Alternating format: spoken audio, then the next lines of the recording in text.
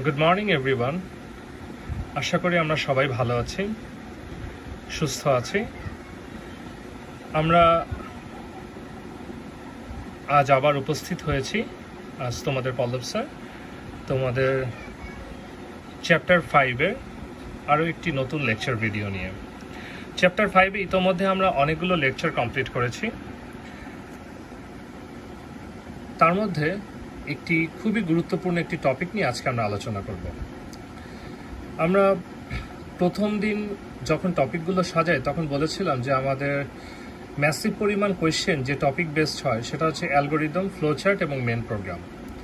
এখন এই algorithm, flowchart এবং মেন প্রোগ্রাম ছাড়াও যে টপিকটা কিছু কিছু টপিক থিওরিটিক্যাল যেগুলো আমাদের সিকিউর জন্য খুব গুরুত্বপূর্ণ, তার মধ্যেই প্রয়োগের জন্য খুবই গুরুত্বপূর্ণ একটি টপিক হচ্ছে স্ট্রাকচার অফ সি বা সি প্রোগ্রামের গঠন।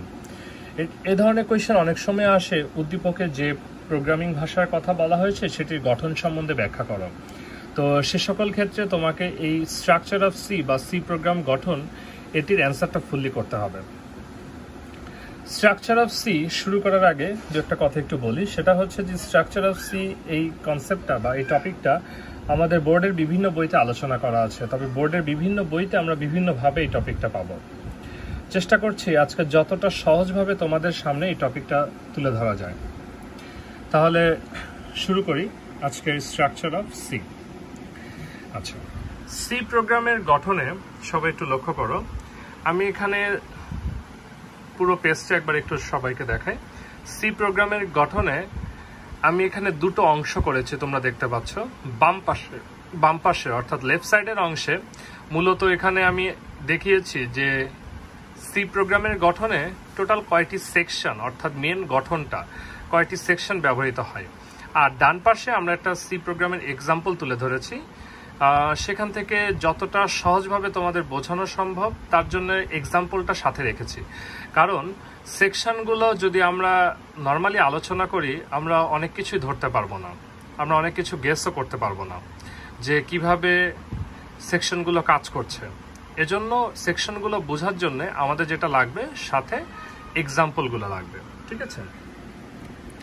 এখন আসি আমাদের স্ট্রাকচার অফ সি বা সি প্রোগ্রামের গঠনে মূলত কি কি সেকশন বা কয়টি সেকশন নিয়ে আসলে আমাদের আলোচনা করতে হবে। আমাদের মূলত যে কয়টা সেকশন নিয়ে আলোচনা করতে হবে, মূলত 6টি সেকশন নিয়ে আমাদের আলোচনা করতে হবে। তার মধ্যে প্রথম সেকশনটি হলো ডকুমেন্টেশন সেকশন, দ্বিতীয় সেকশনটি হলো লিঙ্ক সেকশন, তৃতীয় সেকশনটি হলো ডেফিনিশন সেকশন, চতুর্থটি হলো গ্লোবাল ভেরিয়েবল ডিক্লারেশন সেকশন, পঞ্চমটি হলো main function section. Main function সেকশনকে আবার দুটো অংশে ভাগ করা যায়, একটি হচ্ছে ডিক্লারেশন পার্ট এবং একটি হচ্ছে এক্সিকিউটেবল পার্ট। তাহলে মেইন ফাংশন সেকশনকে কয়টি ভাগে ভাগ করা যাচ্ছে? দুটি ভাগে ভাগ করা যাচ্ছে, একটি হচ্ছে ডিক্লারেশন পার্ট আর একটি হচ্ছে এক্সিকিউটেবল পার্ট। এবং লাস্টে আমরা যেটা দেখব সেটা হচ্ছে সাব প্রোগ্রাম সেকশন। এখন সি প্রোগ্রামে আসলে যখন একটা প্রোগ্রাম লেখা হয়, প্রোগ্রামগুলোর আসলে বিভিন্ন ক্যাটাগরিও আছে। কিছু বেসিক লেভেলের প্রোগ্রাম আছে, কিছু কন্ডিশনাল প্রোগ্রাম আছে, কিছু লুপ বেসড প্রোগ্রাম আছে, কিছু অ্যারে রিলেটেড প্রোগ্রাম আছে। এক একটি প্রোগ্রাম আসলে এক একভাবে গঠিত হয়। তবে একটা জিনিস একটু বলে রাখি, এখানে এই 6টা সেকশনের মধ্যে আমাদের কম্পালসারি কিছু সেকশন আছে, যে সেকশনগুলো না হলেই না। মানে অর্থাৎ আমি যদি সি প্রোগ্রামে সিম্পল একটা শব্দ আউটপুট আকারে দেখতে চাই, সিম্পল একটা শব্দ আউটপুট আকারে দেখতে চাই, তাহলেও সেই সেকশনগুলো আমার লাগবে। ঠিক সেরকম কিছু সেকশন হলো, আমি একটু বলি। শুরুতে হচ্ছে লিঙ্ক সেকশন। এই সেকশনটা অবশ্যই আমার লাগবে, কারণ সি প্রোগ্রামে আমি একটা লাইন লিখি কিংবা একটা শব্দ লিখি কিংবা একটা অক্ষরই লিখি না কেন, সেটা আউটপুটে দেখতে চাইলে সর্বপ্রথম আমার যে সেকশনটি মাস্ট বি থাকতে হবে সেটা হচ্ছে লিঙ্ক সেকশন। দেন আমার যে সেকশনটি লাগবে সেটা হচ্ছে মেইন ফাংশন সেকশন, অর্থাৎ একটা মেইন ফাংশন সেকশন অবশ্যই থাকতে হবে। কারণ লিঙ্ক সেকশনটা অনেকটা, আমি একটু বলে রাখি এখানে, লিঙ্ক সেকশনটা অনেকটা হচ্ছে সি প্রোগ্রামের হেডার টাইপের, অর্থাৎ মাথার মতো। একটা মানুষের যেমন মাথা না থাকলে সে মানুষটাকে বাঁচতে পারে না, ঠিক তেমন লিঙ্ক সেকশন ছাড়া সি প্রোগ্রামে আসলে শুরুই করা যায় না। এই জন্য লিঙ্ক সেকশনটা অবশ্যই আমাদের লাগবে।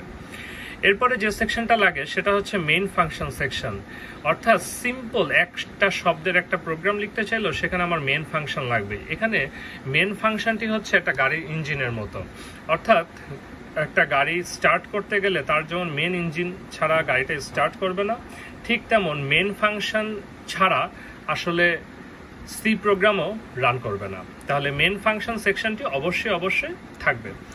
আর একটা মেন বিষয় হচ্ছে মেন ফাংশনের মধ্যে এই যে দুটো ব্র্যাকেট আমরা দেখতে পাচ্ছি, মূলত সি প্রোগ্রামের এই যে সেকেন্ড ব্র্যাকেট, এই সেকেন্ড ব্র্যাকেটের ভিতরে আসলে যা কিছু লেখা হয় সি প্রোগ্রামে মেন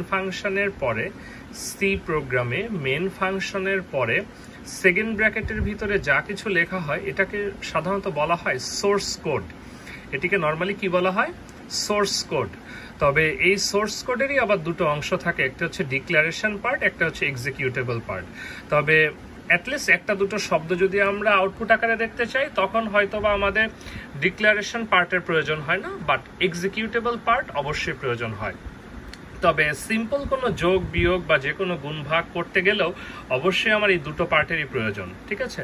কারণ ডিক্লারেশন পার্টে আমাকে বলে দিতে হবে আমি কি কি কাজ করছি, এবং এক্সিকিউটেবল পার্ট হচ্ছে জাস্ট আমি যা যা কাজ করলাম সেটা আউটপুট আকারে দেখাবে। এই হচ্ছে দুটো পার্টের কাজ।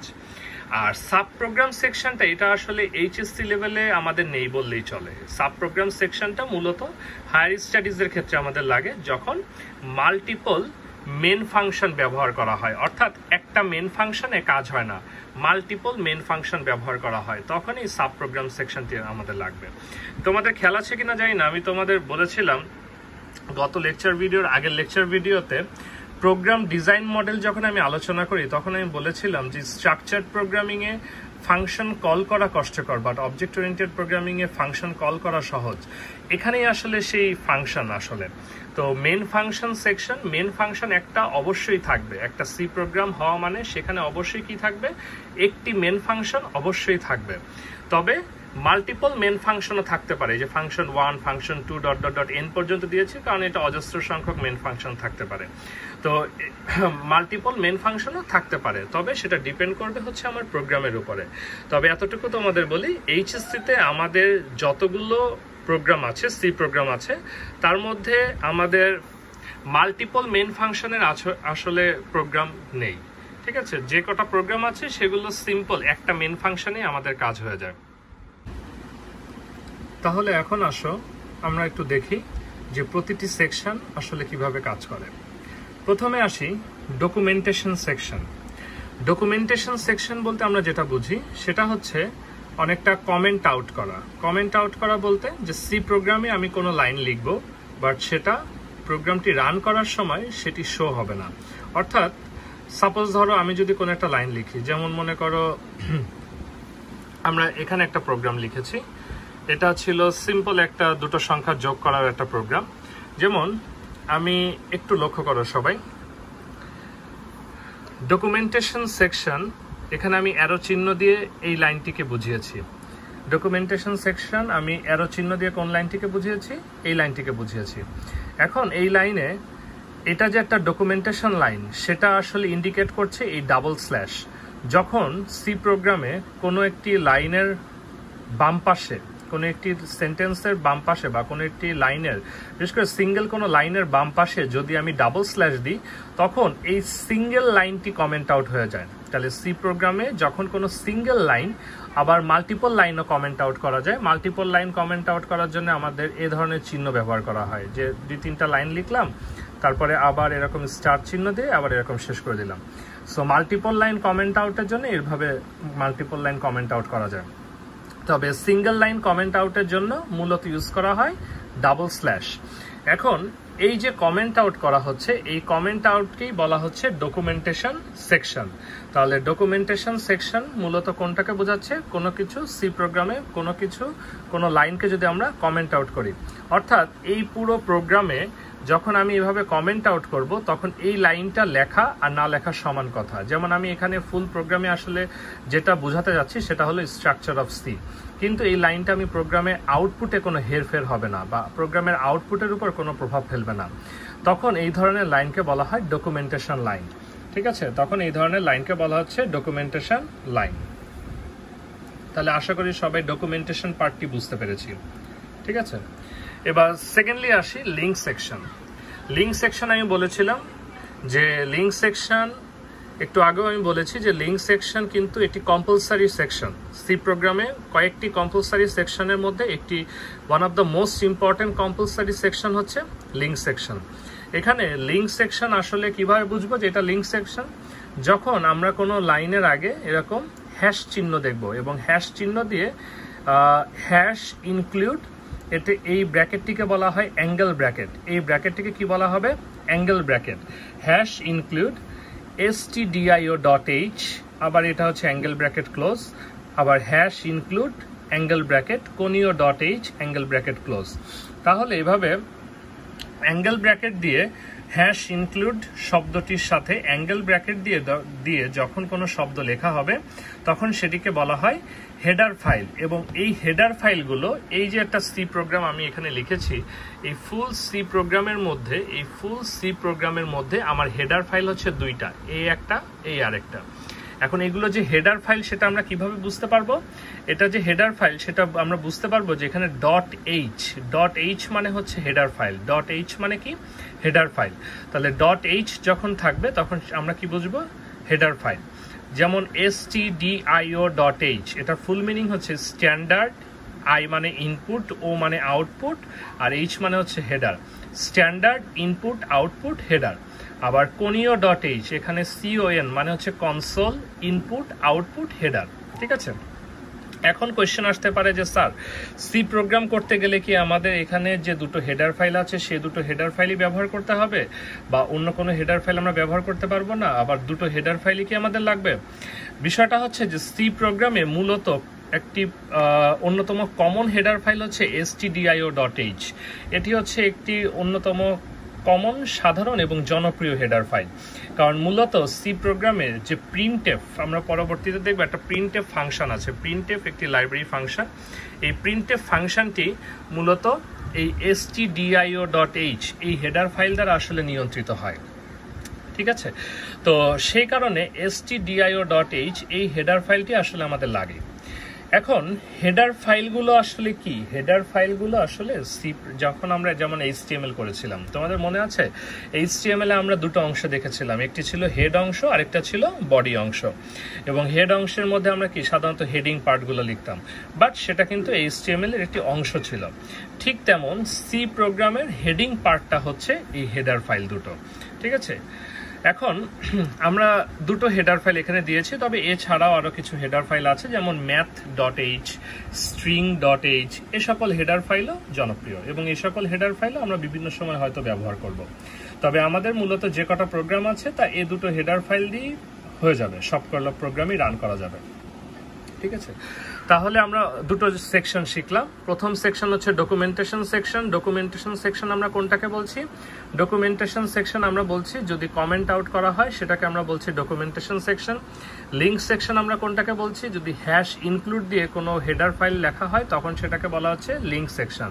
তাহলে এখানে লিঙ্ক সেকশন দুইটা, এখানে লিঙ্ক সেকশন হচ্ছে দুইটা। ঠিক আছে, তাহলে আশা করি এইটুক পর্যন্ত আমরা বুঝতে পেরেছি। দেন আসি ডেফিনেশন সেকশন। আসলে ডেফিনেশন সেকশন, এই সেকশনটা কম্পালসারি না, এই সেকশনটা কম্পালসারি না। যেমন আমরা এখানে যে প্রোগ্রামটা লিখেছি এটা ছিল জাস্ট দুটো সংখ্যা যোগ করে যোগফল বের করার প্রোগ্রাম। 5 আর 10 যোগ করলে 15 হবে, সেই 15 বের করার একটা প্রোগ্রাম। তো এইখানে আসলে ডেফিনেশন সেকশনের কোনো প্রয়োজন নেই। তারপরেও যে একটু কমেন্ট আউট দিয়ে লিখেছি যাতে প্রোগ্রামে কোনো হেরফের না হয় এবং আমরা বুঝতে পারি। ডেফিনেশন সেকশন হচ্ছে যে কখনো যদি কোনো সি প্রোগ্রামে কোনো স্টেপ বা কোনো লাইন আমাকে আগে থেকে ডিফাইন করে দিতে হয় যে সেই স্টেপে কি হবে বা সেই স্টেপে আমি আগে থেকে ফিক্স করে দিতে চাই, তখন আমরা এই যে হ্যাশট্যাগ ডিফাইন এই শব্দটি ব্যবহার করব। হ্যাশট্যাগ ডিফাইন যখন এই শব্দটি ব্যবহার করা হবে সেই শব্দটি মূলত কোন সেকশনকে নির্দেশনা দিবে, সেই শব্দটি মূলত আমার ডেফিনেশন সেকশনকে নির্দেশনা দিবে। ঠিক আছে, তাহলে হ্যাশট্যাগ ডিফাইন হচ্ছে কাকে, কোন সেকশনকে নির্দেশনা দিবে? ডেফিনেশন সেকশনকে নির্দেশনা দিবে। দেন আসছি গ্লোবাল ভেরিয়েবল ডিক্লারেশন সেকশন। আসলে এই গ্লোবাল ভেরিয়েবল ডিক্লারেশনটা মূলত এখানে দেখো, আমি এটা কমেন্ট আউটের মধ্যে INT X দিয়ে সেমিকোলন দিয়েছি। এটা একটু বলি, INT মানে হচ্ছে ইন্টিজার অর্থাৎ পূর্ণ সংখ্যা, X হচ্ছে একটি ধ্রুবক অর্থাৎ এই ধ্রুবকটি হচ্ছে, ধ্রুবকের যে মানগুলো হবে সেটি একটি পূর্ণ সংখ্যা। এখন খেয়াল করে দেখো, গ্লোবাল ভেরিয়েবল ডিক্লারেশনেরই পরের সেকশনটি ছিল main function section. Global variable ডিক্লারেশনেরই পরের সেকশনটি কি ছিল? Main function section, void main. আমি তোমাদের একটু আগে হয়তো বলেছি, তোমাদের মনে আছে যে মেন ফাংশন ছাড়া কিন্তু গাড়ি চলবে না। ঠিক সি প্রোগ্রামে মেন ফাংশন বাদে আমি যদি হাজারো লাইন লিখি কোনো লাভ নেই, মেন ফাংশনটি অবশ্যই আমাকে লিখতে হবে। এখন গ্লোবাল ভেরিয়েবলটি একটু বলে নিই, সেটা হলো যখন কোনো ভেরিয়েবল, যেমন খেয়াল করো ইন্টিজার x, আমি কিন্তু মেন ফাংশনের পরে এই যে সেকেন্ড ব্র্যাকেট এর ভিতরেও কিন্তু আমি এই যে ইন্টিজার a b সাম বিভিন্ন শব্দ লিখেছি। এখন এখানেও লিখেছি, এখানেও আবার লিখেছি। তাহলে এই দুটো আসলে কি? মেন ফাংশনের আগে যদি কোনো ভেরিয়েবল, এটা হচ্ছে একটা ভেরিয়েবল, কোনো ভেরিয়েবলকে যদি ডিক্লেয়ার করা হয়, মেন ফাংশনের আগে যদি কোনো ভেরিয়েবলকে ডিক্লেয়ার করা হয়, তখন সেটাকে বলা হয় গ্লোবাল ভেরিয়েবল। অর্থাৎ আমি যদি এমন একটা সি প্রোগ্রাম তৈরি করি যেখানে মেন ফাংশন অনেকগুলো, 2টি বা 3টি বা 4টি মেন ফাংশন অনেকগুলো, তখন এই ভেরিয়েবলটি সকল মেন ফাংশনেই ব্যবহার করা যাবে এবং সকল মেন ফাংশনের জন্যই প্রযোজ্য। তাহলে যে ভেরিয়েবল সকল মেন ফাংশনে ব্যবহার করা যায় সেটি হচ্ছে গ্লোবাল ভেরিয়েবল।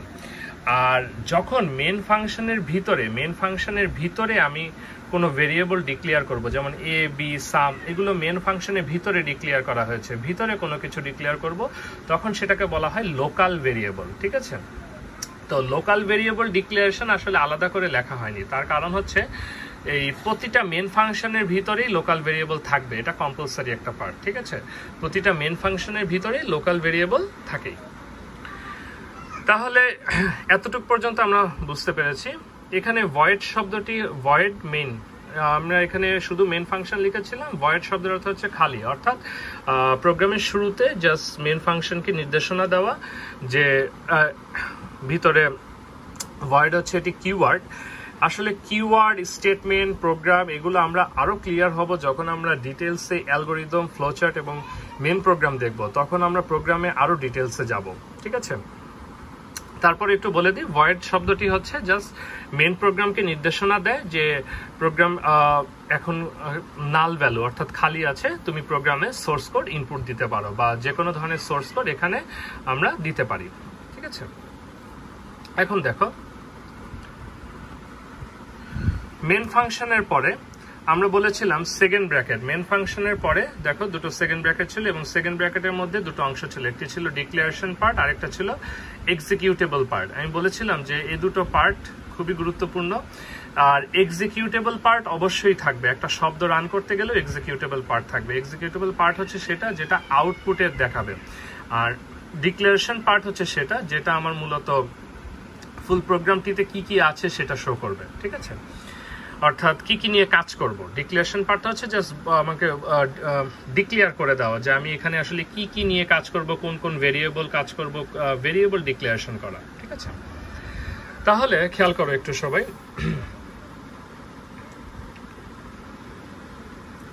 সবাই একটু লক্ষ্য করো। এই প্রোগ্রামে আমি বলেছিলাম যে এটা আসলে কিসের প্রোগ্রাম ছিল? এটা আসলে দুটো সংখ্যা যোগ করে যোগফল বের করার প্রোগ্রাম ছিল। এটা আসলে কিসের প্রোগ্রাম ছিল? দুটো সংখ্যা যোগ করে যোগফল বের করার একটি প্রোগ্রাম ছিল।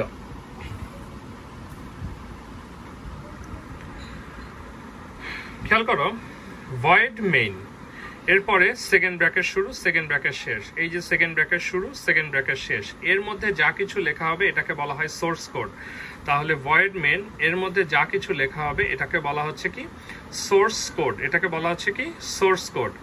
এখন প্রথমে আমি যে কাজটা করেছি, ইন্টিজার a b সাম, অর্থাৎ a হচ্ছে একটি ভেরিয়েবল, b হচ্ছে একটি ভেরিয়েবল, সাম হচ্ছে একটি আলাদা ভেরিয়েবল। এখানে আমি এর ভ্যালু ফিক্সড, এখানে এর ভ্যালুটা ফিক্সড কত 5, বি এর ভ্যালু হচ্ছে 10। এখানে কিন্তু প্রোগ্রামার নিজেই বলে দিয়েছে মানগুলো কত, এর ভ্যালু 5, বি এর ভ্যালু 10, অর্থাৎ মানগুলো কি এখানে ফিক্সড। মনে আছে তোমাদের লাস্ট লেকচার ভিডিও অর্থাৎ process of compiling and running a C program আমি বলেছিলাম যে কিছু কিছু মান ফিক্স থাকে এবং কিছু কিছু মান ইনপুট নিতে হয়। তো এখানে কিন্তু ইউজারের কোনো মানই ইনপুট নিতে হবে না, এখানে মান দুটো কি ফিক্সড, অর্থাৎ এখানে যোগ করে যোগফল সবসময় 15ই হবে, অন্য কিছু হওয়ার চান্স নেই। তাহলে a is equals to 5, b is equals to 10। Then sum equals হচ্ছে a প্লাস বি। কম্পিউটারকে বলে দিতে হবে যে যোগফল মানে আমি এখানে যোগ করতে যাচ্ছি, আমি এখানে a প্লাস বি দিয়েছি, যদি আমি a মাইনাস বি দিতাম তাহলে কিন্তু আমার -5 আসতো, ঠিক আছে, 5 মাইনাস 10 করলে -5 আসতো। a প্লাস বি দিলে আমার কি আসবে সাম ভ্যালু অর্থাৎ যোগ হবে। তাহলে খেয়াল করো এই তিনটা লাইন হচ্ছে আসলে ডিক্লারেশনের কাজ করেছে, এই তিনটা লাইন আসলে কিসের কাজ করেছে, ডিক্লারেশনের কাজ করেছে। এই লাইনে আমি বলে দিয়েছি কি কি ভেরিয়েবল আমি এখানে নিয়েছি, এ বি সাম তিনটে ভেরিয়েবল নিয়েছি। এর এ ভেরিয়েবলে আমি একটি মান দিয়েছি 5, বি ভেরিয়েবলে আমি একটি মান দিয়েছি 10 এবং sum equals to A plus B. এই 3 লাইনে আমি আসলে বলে দিয়েছি আমি প্রোগ্রামটিতে কি করতে চাচ্ছি, ঠিক আছে। এজন্য এই পার্টটিকে কি বলা হচ্ছে, ডিক্লারেশন পার্ট বলা হচ্ছে। এই পার্টটিকে কি বলা হচ্ছে, ডিক্লারেশন পার্ট বলা হচ্ছে। এখন এরপরে যে অংশটা আমি আউটপুটে যেটা দেখব, সি প্রোগ্রামে আউটপুট দেখার জন্য যে লাইব্রেরি ফাংশনটি অবশ্যই ব্যবহার করা হয় সেটা হলো প্রিন্টএফ, এবং এই প্রিন্টএফ লাইব্রেরি ফাংশনটি নিয়ন্ত্রিত হয় এই যে stdio.h এই হেডার ফাইল দ্বারা। আসলে হেডার ফাইলগুলো প্রোগ্রামের ভিতরে মেন ফাংশনের ভিতরে ছোট ছোট ফাংশনগুলোকে নিয়ন্ত্রিত করে। এই হেডার ফাইলগুলো মেন ফাংশনের ভিতরে ছোট ছোট কিছু ফাংশন আছে সেগুলোকে নিয়ন্ত্রণ করে। তাহলে প্রিন্টএফ হচ্ছে একটি লাইব্রেরি ফাংশন। এরকম আরো একটি লাইব্রেরি ফাংশন হচ্ছে স্ক্যানএফ, সেটা হচ্ছে ইনপুট নেওয়ার ক্ষেত্রে লাগে। এই প্রোগ্রামে আমরা কোনো ইনপুট নেইনি, ঠিক আছে, এখানে জাস্ট এর মান 5, বি এর মান 10, এগুলো আমরা ফিক্সড বলে দিয়েছি। তাহলে sum equals to a plus B. Printf লেখার নিয়ম হচ্ছে, এটা হচ্ছে লেখার নিয়ম যে একটা ফার্স্ট ব্র্যাকেট থাকবে, যে কোনো ফাংশনের পরে সেটা ফার্স্ট ব্র্যাকেট থাকবে। প্রিন্টএফ ফাংশনটি লেখার নিয়ম হচ্ছে ফার্স্ট ব্র্যাকেটের পরে double inverted comma, then sum is colon %d inverted comma শেষ কমা দিয়ে সাম। এই সাম আসলে এই সামকে রিপ্রেজেন্ট করছে, ঠিক আছে। এই সাম আসলে কাকে রিপ্রেজেন্ট করছে, এই সামকে রিপ্রেজেন্ট করছে গেট সিএইচ। অর্থাৎ এই প্রোগ্রামটা আউটপুট যদি আমরা বের করি তখন আমরা দেখবো হচ্ছে আসবে কত, যোগফল 15। এখন যে লাইনের জন্য আসলে আউটপুট আসে সেই লাইনটিকে বলা হয় এক্সিকিউটেবল পার্ট। যে লাইনের জন্য আমার আউটপুটটা আসে সেই লাইনটিকে কি বলা হচ্ছে, এক্সিকিউটেবল পার্ট। তোমাদের একটা বিষয় বলি, আসলে প্রোগ্রামগুলো আমাদের ইনিশিয়ালি একটু জটিল মনে হবে, তার কারণ হচ্ছে আমরা এখনো প্র্যাকটিক্যালি কোনো প্রোগ্রাম এখনো আমরা দেখিনি। আশা করি আমি তোমাদের বলেছিলাম যে স্ট্রাকচার অফ সি এর পরে আমার যে নেক্সট লেকচার ভিডিওগুলো আসবে সেখানে আমি চেষ্টা করব তোমাদের অ্যালগোরিদম, ফ্লোচার্ট এবং একই সাথে মেন প্রোগ্রামের কম্বিনেশন করে ভিডিওগুলো তৈরি করার। তখন তোমাদের শুধু মেন প্রোগ্রামের লেখা শুরু থেকে একদম শেষ পর্যন্ত কি কি ভাবে লিখতে হবে, কোনটা ফাংশন কিভাবে কাজ করে ফুললি আমি ডিক্লেয়ার করে দিব সেখানে, তখন তোমাদের আরো ক্লিয়ার হবে, ঠিক আছে। যেমন এখানে %d ইউজ করেছে, অনেকের কোয়েশ্চেন থাকতে পারে %dটা কি। %d হচ্ছে একটি ফরম্যাট স্পেসিফায়ার, এটা কিসের জন্য ব্যবহৃত হয়, ইন্টিজারের জন্য ব্যবহৃত হয়। এখন এই বিষয়গুলোই হচ্ছে টুকিটাকি বিষয়গুলো আমরা যখন মেন প্রোগ্রাম নিয়ে ডিটেলস ভিডিও লেকচার ভিডিও তৈরি করবো এবং মেন প্রোগ্রাম নিয়ে যখন আমরা আলোচনা করব তখন আমরা ফুললি ক্লিয়ার হব। আপাতত আমরা শুধু এই স্ট্রাকচার অফ সি যদি আমাদের পরীক্ষা আসে আমরা এতটুকু শুধু দেখে রাখি যে এখানে আসলে একটা সিম্পল প্রোগ্রামের কোন লাইনটা আসলে একটা সি প্রোগ্রামের গঠনের কোন সেকশনকে ডিক্লেয়ার করে, ঠিক আছে। তাহলে কমেন্ট আউট থাকলে সেটা documentation section, hash include use করলে সেটা হচ্ছে link section, hash define use করলে সেটা ডেফিনেশন সেকশন। তারপরে যদি আমরা মেন ফাংশনের আগে কোনো ভেরিয়েবল ডিক্লেয়ার করি তাহলে সেটা হচ্ছে গ্লোবাল ভেরিয়েবল। দেন হচ্ছে মেন ফাংশন অবশ্যই থাকবে, মেন ফাংশনের পরে যখন কোনো ভেরিয়েবল ডিক্লেয়ার করা হয় সেটা লোকাল ভেরিয়েবল। এবং এই পার্টগুলো এখানে যখন আমি বলে দিচ্ছি কি কি কাজ করব সেই লাইনগুলোকে বলা হচ্ছে ডিক্লারেশন পার্ট, আর যে লাইনটা আউটপুটে মূলত কাজ করবে সেটাকে বলা হচ্ছে এক্সিকিউটেবল পার্ট, ঠিক আছে। আর গেট সিএইচটা হচ্ছে জাস্ট আমাকে যখন আমরা এক্সিকিউট করব তখন সেখানে নিচে যাতে কোনো ভ্যালু না দেখায়, ক্লিয়ার রাখে, সেটার জন্য গেট সিএইচ ফাংশনটি ব্যবহার করা হয়, ঠিক আছে। তো এখানে কিন্তু কোনো সাব প্রোগ্রাম সেকশন আমরা দেখাইনি, তার কারণ আমি আগেই বলেছিলাম যে সাব প্রোগ্রাম সেকশনটা হচ্ছে ইউজার ডিফাইন্ড ফাংশন, অর্থাৎ সাব প্রোগ্রাম সেকশনটা হচ্ছে যখন আমরা মাল্টিপল মেন ফাংশন ইউজ করব। আর এইচএসসিতে আমি আগেই বলেছি যে আমাদের মাল্টিপল মেন ফাংশন ইউজ করে প্রোগ্রাম আসলে নেই বললেই চলে, ঠিক আছে। তো এই ছিল মোটামুটি স্ট্রাকচার অফ সি। আমি তোমাদের জন্য আরো একটু কাজ করে রেখেছি যাতে তোমাদের সুবিধা হয়। এই কোয়েশ্চেনটা যদি পরীক্ষায় আসে আমরা এক্সাম্পল দিয়ে তো বুঝাবো, সাথে দুই একটা লাইনও লিখতে হবে। এই জন্য আমি প্রতিটা সেকশনের মেন লাইনগুলো একটু লিখে দিয়েছি। যেমন ডকুমেন্টেশন সেকশন। ডকুমেন্টেশন সেকশন বলতে আমরা কি বুঝবো? প্রোগ্রাম নির্বাহে ভূমিকা নেই এমন কিছু কমান্ড লাইন বা স্টেটমেন্টকে ডকুমেন্টেশন সেকশন বলে, ঠিক আছে। প্রোগ্রাম নির্বাহে ভূমিকা নেই এমন কিছু কমান্ড লাইন বা স্টেটমেন্টকে ডকুমেন্টেশন সেকশন বলে। কারণ ডকুমেন্টেশন সেকশন আমরা খেয়াল করেছিলাম ওই যে কমেন্ট আউট করা হয় সেটা কিন্তু প্রোগ্রাম নির্বাহে আসলে কোনো কাজ লাগে না। দেন লিঙ্ক সেকশন, যে সেকশনে ডিরেক্টিভিটির মাধ্যমে বিভিন্ন হেডার ফাইল সংযোগ দেওয়া হয় তাকে লিঙ্ক সেকশন বলে। এখন কোয়েশ্চেন আসতে পারে যে ডিরেক্টিভিটি কোনগুলো? ডিরেক্টিভিটি হচ্ছে হ্যাশ ইনক্লুড, এই হ্যাশ ইনক্লুড এই পার্টটিকে বলা হয় ডিরেক্টিভিটি। তো ডিরেক্টিভিটির মাধ্যমে যখন বিভিন্ন হেডার ফাইল সংযোগ দেওয়া হয় তাকে বলা হয় লিঙ্ক সেকশন। ডেফিনেশন সেকশন হচ্ছে যে সেকশনে যাবতীয় সিম্বলিক কন্টেন্টকে হ্যাশ ডিফাইন। আমি আগেই বলেছিলাম ডেফিনেশন সেকশনে অবশ্যই কি থাকবে? হ্যাশ ডিফাইন এই শব্দটি থাকবে। তাহলে হ্যাশ ডিফাইন ডিরেক্টিভিটির মাধ্যমে বর্ণনা করা হবে, তখন তাকে ডেফিনেশন সেকশন বলা হয়। আসলে হ্যাশ এই চিহ্নটি হচ্ছে ডিরেক্টিভিটির চিহ্ন, ঠিক আছে। তাহলে হ্যাশ এই চিহ্নটি কিসের চিহ্ন? ডিরেক্টিভিটির চিহ্ন। Then global variable declaration section. Global variable হচ্ছে একাধিক ফাংশনে ব্যবহৃত হবে এমন ভেরিয়েবলকে গ্লোবাল ভেরিয়েবল ডিক্লারেশন সেকশন বলে। অর্থাৎ আমি ইতিমধ্যে বলেছি যে মেন ফাংশনের আগে যে ভেরিয়েবলটা ডিক্লেয়ার করা হবে সেটা পরবর্তী যতগুলো মেন ফাংশন ব্যবহার করা হবে সবগুলো মেন ফাংশনে সেটি ব্যবহার করা হয়, ঠিক আছে, এবং সেটাকে বলা হয় গ্লোবাল ভেরিয়েবল ডিক্লারেশন সেকশন। দেন হচ্ছে মেন ফাংশন সেকশন, যেটা অবশ্যই লাগে। তাহলে প্রত্যেক সি প্রোগ্রামে অবশ্যই যে ফাংশনটি থাকবে তাকে মেন ফাংশন সেকশন বলে। এটি দুটি অংশ থাকে, যথা ডিক্লারেশন পার্ট আর এক্সিকিউটেবল পার্ট। আমরা অলরেডি সেটা দেখেছি কিভাবে কাজ করে। আর হচ্ছে সাব প্রোগ্রাম সেকশন, যখন যাবতীয় ইউজার ডিফাইন্ড ফাংশনকে মেন ফাংশন থেকে কল করা হয় তখন সাব প্রোগ্রাম সেকশন বলে। অর্থাৎ সাব প্রোগ্রাম সেকশনটা হচ্ছে আমার মেন ফাংশন, অর্থাৎ মেন ফাংশনের আন্ডারে আমি বলেছিলাম যে নিচে আরো অনেকগুলো মেন ফাংশন থাকতে পারে এবং একটা মেন ফাংশন থেকে আমরা আরেকটা মেন ফাংশনকে কল করতে পারি এবং তখনই হচ্ছে সাব প্রোগ্রাম সেকশনটি কাজ করবে, ঠিক আছে। তাহলে এই ছিল আমাদের structure of C. Okay students, তাহলে আমরা এতক্ষণ উপভোগ করলাম আমাদের স্ট্রাকচার অফ সি এর উপর লেকচার ভিডিওটি। আশা করি সকলে বুঝতে পেরেছি। তারপরও কারো যদি কোনো সমস্যা থাকে অবশ্যই কমেন্ট সেকশনে জানাবে। আর আমি ইতোমধ্যে বলেছি যে তোমাদের এই লেকচার ভিডিওগুলো কিন্তু খুবই গুরুত্বপূর্ণ। আর কলেজ খোলার পরে লেকচারগুলো আবারও রিপিট করা পসিবল কিনা সেটাও এখনও বলতে পারছি না। সুতরাং দয়া করে অবশ্যই লেকচারগুলো ভালোভাবে একটু দেখবে, বুঝবে। কোথাও কোনো সমস্যা থাকলে নির্দ্বিধায় আমাদেরকে বলবে, ঠিক আছে। আর নেক্সট ক্লাস থেকে চেষ্টা করব তোমাদের সামনে অ্যালগরিদম, ফ্লোচার্ট এবং মেন প্রোগ্রামের উপর আস্তে আস্তে করে কিছু টপিক নিয়ে শুরু করার। তাহলে অ্যালগরিদম, ফ্লোচার্টে যাওয়ার আগে তোমাদের প্রতি আমার অনুরোধ থাকবে তোমরা যাতে অন্তত যে কয়টা লেকচার ভিডিও আপলোড হয়েছে চ্যাপ্টার 5-এর সেগুলো একটু গুছিয়ে ফেলো। তাহলে তোমাদের সামনে অ্যালগরিদম, ফ্লোচার্টে যখন যাব তখন আর খুব একটা কষ্ট হবে না, ইজিলি বুঝতে পারবে এবং সেটার পিছনে টাইম দিতে পারবে, ঠিক আছে।